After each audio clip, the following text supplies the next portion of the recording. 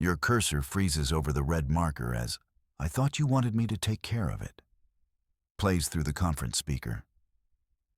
The shared drive blinks. The summary note you just typed vanishes, and the log now reads someone else archived the file before you even hit save. The room hums with the low rhythm of Wednesday mornings. Someone replays a muted training clip. Another adjusts the blinds to tame the glare off the table. You tap the desk again, aligning your notebook with the laptop's edge as the speaker's voice slides into the follow-up segment, measured, almost confiding, promising to peel back the layers of feelings listeners can't yet name. Across the table, Mira refills her mug and slides the thermos back into the bag. The scrape of ceramic barely audible over the soft chatter. The summary note you'd been drafting flickers back into view. You glance at the shared drive icon. It hums in its steady loop, a quiet reminder of the expected back and forth. Someone murmurs about the latest policy draft, and the cursor resumes its patient blink as you begin retyping the sentence that will keep the file breathing. No alarms, no sudden door slams. Just the steady cadence of routine data wrangling, coffee sips, and the reassuring clack of keys that keep the baseline steady. Ash stepped into the tiny kitchen just as the kettle clicked off. He moved with the careful slowness he reserved for moments when he wanted to seem calm, soothing, concerned. Steam curled from the mug he set beside her plate. "I made you ginger tea," he said, sliding it toward her with both hands cupping the mug, as if sharing warmth were the only reason he'd come in. Mira's fingers hovered, then took the mug. The heat warmed her palms, and she let it spread through her knuckles with a grateful sigh. "Thanks," she murmured. The headache at the base of her skull pulsed, but the worry in his eyes shifted her focus. "You should take a break," he added, leaning against the fridge, shoulder pressed into the cold metal. "Forget the meeting." Your voice sounded tight on the phone. His words dropped into the space between them. Not a demand exactly, but heavy with expectation. Her mouth opened. She was supposed to say no, to insist she could handle it. Instead, she nodded. "Maybe," she said, even though a bold deadline blinked on her calendar for an important interview. He reached out and brushed a curl from her temple. "You always say you can push through," he said. "But I see you tonight. Let me see you breathe." The gesture was gentle, but Mira noticed her shoulders relax anyway, as if his attention smoothed the knots she hadn't noticed.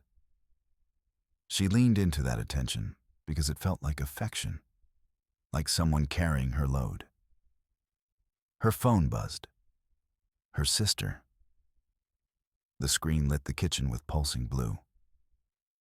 Ash glanced toward it, then back. She glowed a little simply from being kept close. When he slid the second chair across from her, his gaze held hers a beat too long. "Just tonight," he said. "We both needed this." The words landed inside her sternum, tucking a tiny, tender piece of compliance into her chest. She reached across the table, letting her fingertips linger on his forearm. "It helps," she whispered. He smiled and squeezed her fingers. "Good." Then, without warning, he lifted a brow. "And tomorrow? No more late nights with work. You promised me." Mira's hand froze. The plate shifted fractionally. His grip held hers steady. He hadn't raised his voice. His tone made her a participant in a scene where she was supposed to nod. "I'll try," she said. The words tasted like surrender. Yet, in his mirror-like face, they reflected something like affection. So she swallowed the discomfort. The headache eased a bit, not because the pressure dropped, but because the moment settled into a rhythm where his concern and her compliance moved together.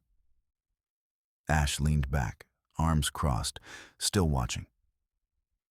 "That's all I ever ask." He let the sentence hang, a soft tether. Mira kept her gaze on the bowl, but inside, her chest swelled with something that resembled gratitude. She believed, in that pause, that caring gestures were proof. She believed because he made her believe by making her obey. The timer chimed softly, and he stood, holding her hand for a second before letting go. "I'll clean up," he said, already reaching for the towel. Mira exhaled a rush of relief. Her head didn't hurt as much now. The tension dissolved into the clink of dishes, steam curling upward like quiet forgiveness. She stayed put, letting him move around her, grateful for the warmth he offered, and forgetting the lingering discomfort that hovered just out of focus. He caught her looking and tilted his head. "You okay?" She nodded, and when he returned to the sink, she stayed exactly where he'd placed her for the evening. A steady release. The meeting remained canceled, the food warm, the little structure he'd built around her present. The night moved forward as he directed, and she, grateful for the attention, followed along. Mira ducked into the hallway, dragging the soft yoga mat to the living room window. She was halfway through threading the straps when Ash's footsteps padded up behind her. "You looked tired last night," he said, voice low enough to be concern or instruction. "I promised myself a phone-free night," she said, setting the timer and tossing her phone face down on the table. "I want to stretch before dinner. Can I have a few quiet minutes?" His shoulder brushed hers. Then he turned back toward the kitchen. "I reheated your favorite curry," he said, carrying the pan like a trophy. "You sounded wiped when you got off the call. I didn't want you to eat cold takeout again." She nodded, but when she stepped toward the bedroom, she heard his breath hitch. "You don't have to go hide," he added, stepping into the doorway with a covered dish. "I miss us. I sat through 3 hours of that show so we could watch it later." "I'm not hiding," she said, gentle but firm. I want 5 minutes. I'll come back out, I promise." She lifted the door a crack. Hallway light spilled in. He set the dish on the counter and leaned on the frame. "Mira," he said, as if steering away from a cliff.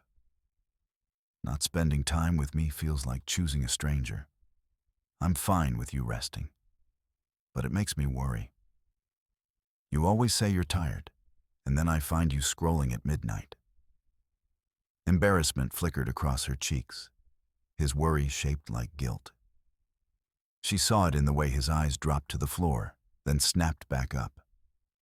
He was disappointed, but he wrapped it in his arms when he stepped closer. "I just need a few breaths," she repeated, fingers curling around the frame. "I'll be right out. I won't work, just space." He studied her, eyes narrowing briefly, then nodding as if choosing a softer word. "Okay," he said, voice shifting. "I'll step into the den with headsets on. But when you're done, can we sit on the couch?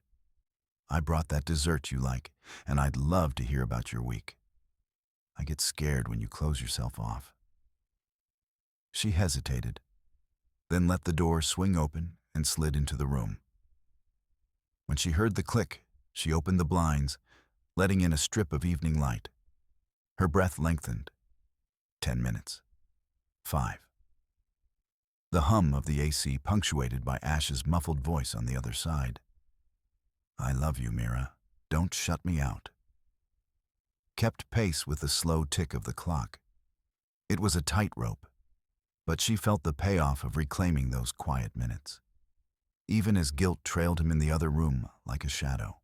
By the time she descended the stairs, he was on the couch with 2 bowls of dessert. He handed her one with a tilt of his head that looked like apology. "You look lighter," he said, smiling, a tether heavy with expectation.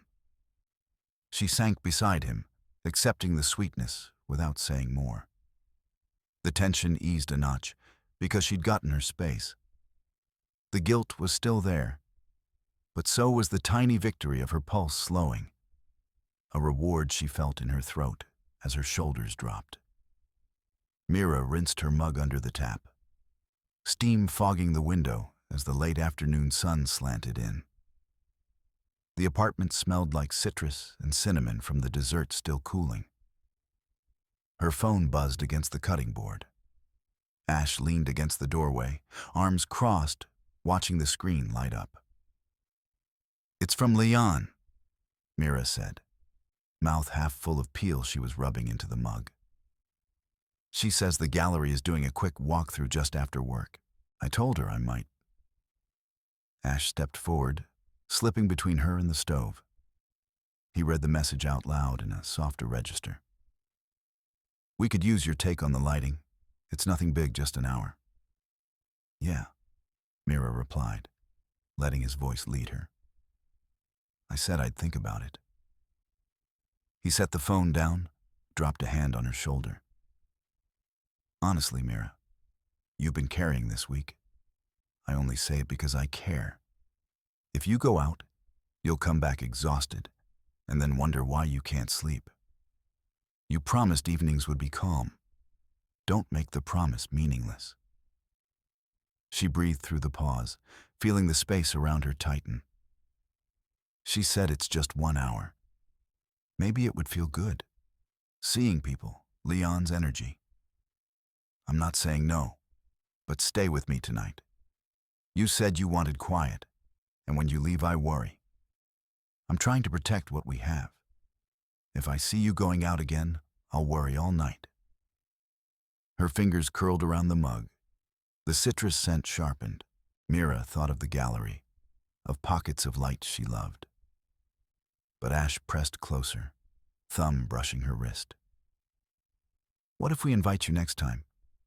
I could move the candle to the living room. We could make a night of it. There's more calm here." "Leon doesn't do calm," she said, letting her words flatten against the counter. "She said she misses hearing my opinions on color." He lifted her chin with 2 fingers, the gesture slow, careful. "Maybe you miss the work too much when it keeps you from rest. Maybe telling her no is you making space for yourself. I'm just asking you to stay home so you don't push past your limits. You are tired, Mira. I notice those trembles when you talk about deadlines." She opened her mouth, but laughter from another room started, cutlery clinking from below. Beyond the window, someone shouted a neighbor greeting. She wasn't breathing out yet. A part of her wanted to pull the phone back, type a reply. Another part remembered Ash's hand. The worry threaded through the warning. "Tell her you'll catch the next one," he murmured, dropping his forehead to hers. "I don't want to be that boyfriend who always wins. But I want you safe." Mira nodded before she could stop herself. "Okay, maybe next time." Ash's fingers traced her jaw. Then he walked to the sofa, patting the cushion. "Come sit with me. I'll put on the playlist that makes you sleepy." She moved, the bowl of tea in her hands, and sat beside him. Her thumb tapped once on the screen before sliding off. Leon's message stayed unread. The room swelled with the scratch of strings. Mira rested her temple against his shoulder, listening to the rise and fall of his breath. Somewhere between the soft note and his fingers curling around hers, she wondered if the dull ache of canceled plans was hers or theirs. Outside, the gallery lights brightened one by one, invisible now. Inside, the only plan was the quiet night promised. The only invitation accepted. Mira set her meeting notes on the counter, smoothing the corners even though the paper was already flat. Ash hovered at the island with his thermos, watching the way her fingers trembled as she tapped the calendar reminder on her laptop. "You promised evenings would stay quiet," he said, tone softening whenever he might sound stern. "That client can wait. You looked pale at dinner. You pushed too hard and then collapse on me." She opened her calendar anyway, cursor flickering over the lunch block, and dragged it back to the couch, undoing the reservation. Ash leaned in, palms on the counter near her notes. See? You're much better when you're here. When you're out there, I worry about every distracted text. I can't sleep because you're the only one I have, Mira. Her thumb hovered over the trackpad. Then she slid the laptop closed. Okay, she said quietly. I'll handle it tomorrow. He followed her to the living room while she folded her sweatshirt over the chair arm. Do you want ginger tea again? He asked, already stirring the kettle. She reached for her phone to send a quick thumbs up to Leon, a one-word response she'd left unsent 2 nights ago. Ash glanced over her shoulder, and she froze, thumb hovering. Who's that? He asked, neutral. Just... Leon was asking about the gallery walk, she murmured, hand retreating. I told her I'd check my schedule. You promised you wouldn't add more to your plate, he said, tilting his head. You were so tired in the car. Remember how you said you forgot what it felt like to breathe when you got home last week? I'm trying to keep you steady. She swallowed. The phone dimmed in her lap. Ash produced a mug, slid it toward her with both hands, the gesture practiced, reassuring. Come sit. Sit here with me. The rest of the night is just us. He settled beside her, the couch sagging under his weight. She leaned against him, already bending. I could do a quick stretch? She started, but his hand settled on her thigh, pressed gentle but not leaving her space. It helps when I move. You said you need rest, remember? He reminded her. I'm still carrying everything else. You don't need to prove anything. She exhaled, letting his statement land like a weight. Her body relaxed into the argument he'd shaped, the contours of dependence widening to fill the room. Okay, she heard herself say, as he draped the throw blanket over their knees. I won't move. I'll just stay. When the kettle sang, she pretended not to notice. Ash reached for the mug again, but she took it, fingers brushing the porcelain with a tiny spasm, then held it between her palms. She brought it to her lips, drinking in slow, uneven sips, and no one commented. He rubbed her shoulder with his free hand, motion small, steady. Minutes later, Mira slipped her notebook from the shelf and opened it to a page filled with jagged sketches. She held the pencil near the eraser, tracing nothing in particular. Ash glanced down and nodded. Nice, he said, approving. Keep doing that. Art helps you stay still. The page stayed blank. She kept the pencil poised, pressing harder, then softer. Inside, the urge to put ink to paper pulsed, but she didn't push the lead beyond the margin of safety he'd outlined. She leaned back, the mug lowering. I should probably text Leon back, she said, as if conceding permission. He just smiled, as if he'd already won. Maybe tomorrow, she added, and he nodded. The night settled, and she remained on the couch. Sketchbook closed under her hand, the bitterness of a wish stifled beneath another layer of care-shaped control. The momentary release after a whispered need lingered a beat longer, giving the scene its gentle, painful reward. She could still notice the tightening while doing exactly what he wanted. The interview crackled through the living room speakers, the expert's voice steady while Mira scribbled in the margin of her notebook. Covert narcissistic tactics often wear the mask of care, the interviewer said. And Mira pressed her pen into a line where she'd written, withholding, beside the recorded moment Ash had brushed off her call. She rewound the audio when the guest mentioned feigned concern and tactical guilt, fingers smudging the sticky notes, now labeling each tactic. The laptop glowed against the dark wall as she whispered, withholding. He shuts down when I reach out, so I panic and come back. Gaslighting. He turns my worry into my flaw. Feigned concern. He says he's protecting me. Tactical guilt. You promised hits when I try to breathe. She didn't look away when the interview highlighted how these manipulations felt like love, because she was living it now.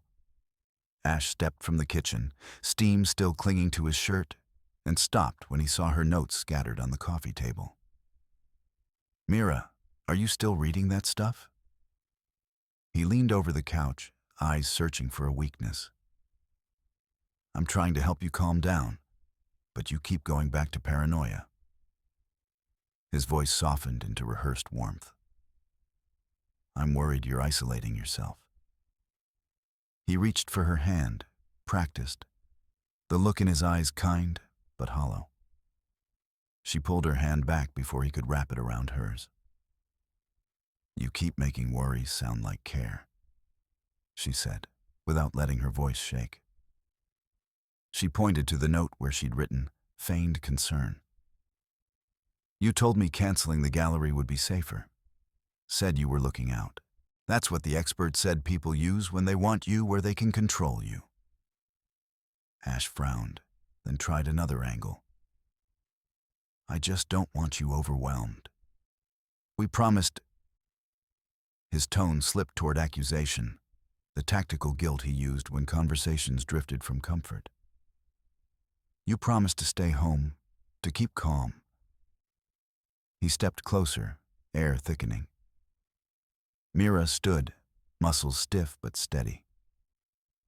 "I promised nothing to your control," she said quietly, opening her sketchbook on the table so he could see the blank page waiting. "I'm going to call Leon back about the walkthrough. I can handle the noise, even if you think I can't." He reached out as if to stop her, but she kept the notebook between them like a shield. "This is the new piece," she added, scanning the page for the first time in weeks. He hesitated, the blueprint of concern cracking. Mira kept her gaze level while she flipped the book open and pressed the pencil against the page. The line slid across the paper, steady, the first movement he hadn't directed. Her pulse hammered, but the tension ebbed as the line became a curve, her reward for defiance. Mira kept her hands around the mug Ash had warmed, but she didn't drink.